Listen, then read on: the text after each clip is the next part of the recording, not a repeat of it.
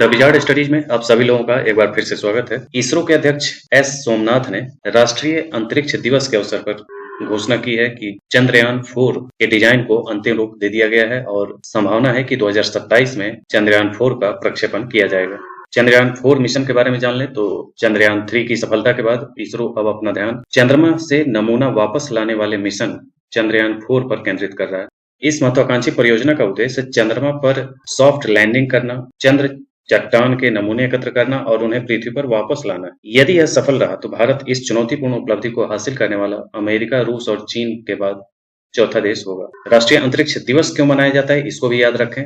ये आगे के भी एग्जाम में पूछे जा सकते हैं कि भारत ने 23 अगस्त 2024 को अपना पहला राष्ट्रीय अंतरिक्ष दिवस मनाया है और यह 23 अगस्त 2023 को चंद्रयान 3 मिशन के विक्रम लैंडर की चंद्रमा की सतह पर सुरक्षित और सॉफ्ट लैंडिंग को चिन्हित करने हेतु मनाया गया है। 23 अगस्त को मनाया जाने वाला राष्ट्रीय अंतरिक्ष दिवस भारत की अंतरिक्ष उपलब्धियों, विशेष रूप से चंद्रयान 3 की सफलता का स्मरण कराता है। वर्ष 2023 में चंद्रयान 3 के प्रक्षेपण के साथ भारत चंद्रमा पर सफलतापूर्वक उतरने वाला चौथा देश बन गया था और दक्षिणी ध्रुवीय क्षेत्र में पहुंचने वाला पहला देश बना था। यह भारत की अंतरिक्ष अन्वेषण क्षमताओं पर प्रकाश डालता है और इसका उद्देश्य भविष्य की पीढ़ियों को विज्ञान, प्रौद्योगिकी, इंजीनियरिंग और गणित में कैरियर बनाने के लिए आगे बढ़ाता है। इस मिशन का मुख्य उद्देश्य चंद्रमा की सतह पर सुरक्षित और सॉफ्ट लैंडिंग करना है। दूसरा, चंद्रमा के नमूने एकत्र करना और भंडारण करना, चंद्रमा की सतह से उड़ान भरना, चंद्रमा की कक्षा में डॉकिंग और अनडॉकिंग करना, अंतरिक्ष यान मॉड्यूल के बीच नमूनों का स्थानांतरण, एकत्रित नमूने को सुरक्षित रूप से पृथ्वी पर वापस लाना, ये सारे उद्देश्य हैं चंद्रयान 4 के। मिशन की रणनीति और घटक क्या-क्या होंगे, इसे याद रखें।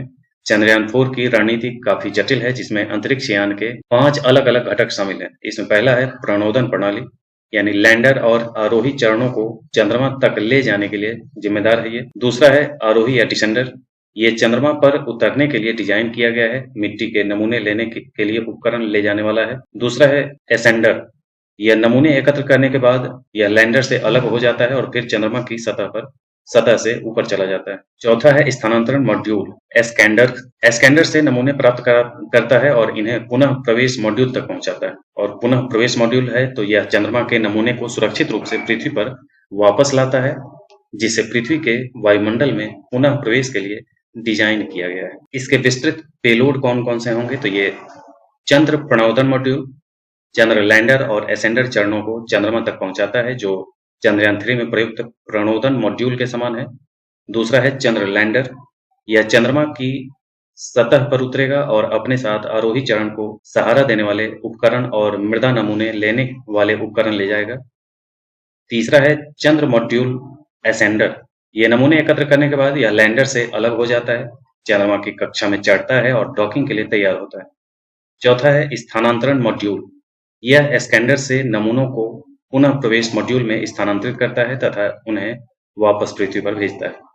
और पांचवा है पुनः प्रवेश मॉड्यूल, यानी चंद्रमा के नमूनों के साथ सुरक्षित रूप से पृथ्वी पर लौटने के लिए जिसे डिजाइन किया गया है। इसमें दोहरी रॉकेट प्रक्षेपण रणनीति अपनाई गई है। चंद्रयान 4 में 2 अलग-अलग रॉकेट का उपयोग किया जाएगा। पहला है प्रक्षेपण यान मार्क 3, जिसको LMB-3 कहते हैं। यह भारी लिफ्टर प्रणोदन, अवरोही और आरोही मॉड्यूल ले जाएगा। और दूसरा है PSLV, यह रॉकेट स्थानांतरण और पुनः प्रवेश मॉड्यूल को उनकी निर्दिष्ट चंद्र कक्षा में ले जाएगा। इन रॉकेटों को अलग-अलग तिथियों पर प्रक्षेपित किया जाएगा और सबसे पहला प्रक्षेपण 2028 से पहले होने की उम्मीद फिलहाल नहीं है।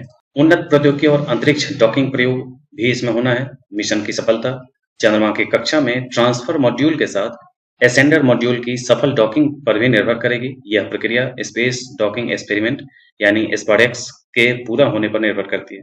इसरो द्वारा विकसित इस प्रयोग में 2 अंतरिक्ष यान शामिल हैं और इसका उद्देश्य कक्षीय मिलन, डॉकिंग और परफॉर्मेंस उड़ान की प्रौद्योगिकियों को आगे बढ़ाना है, जो चंद्रयान 4 मिशन के लिए महत्वपूर्ण। इन परिष्कृत प्रौद्योगिकियों और नवीन रणनीतियों का लाभ उठाकर इसरो का लक्ष्य चंद्र अन्वेषण में भारत की क्षमताओं को आगे बढ़ाना और चंद्रमा से नमूने वापस लाना है, जो देश की अंतरिक्ष अन्वेषण यात्रा में एक और महत्वपूर्ण मील का पत्थर होगा। इसरो ने भारत के अगले चंद्र मिशन चंद्रयान 4 के डिजाइन को अंतिम रूप दे दिया है, जिसका उद्देश्य चंद्रमा की मिट्टी और मिट्टी के नमूने पृथ्वी पर वापस लाना है, जो 2027 में पूरा होगा।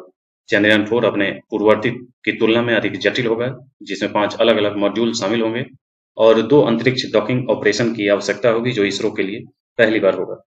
चंद्रयान 3 के दौरान इस मिशन की 2 प्रमुख क्षमताओं का सफलतापूर्वक परीक्षण किया गया। अंतिम सरकारी मंजूरी का इंतजार है। इसके अतिरिक्त इसरो ने चंद्रयान 5 के लिए डिजाइन भी पूरा कर लिया है।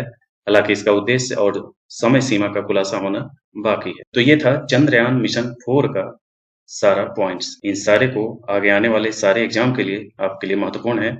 इन सारे को आपको याद रखना होगा। तो ये था आज का चंद्रयान 4। मिलते हैं इसी रंग के अन्य वीडियो के साथ। आज के लिए इतना ही। धन्यवाद।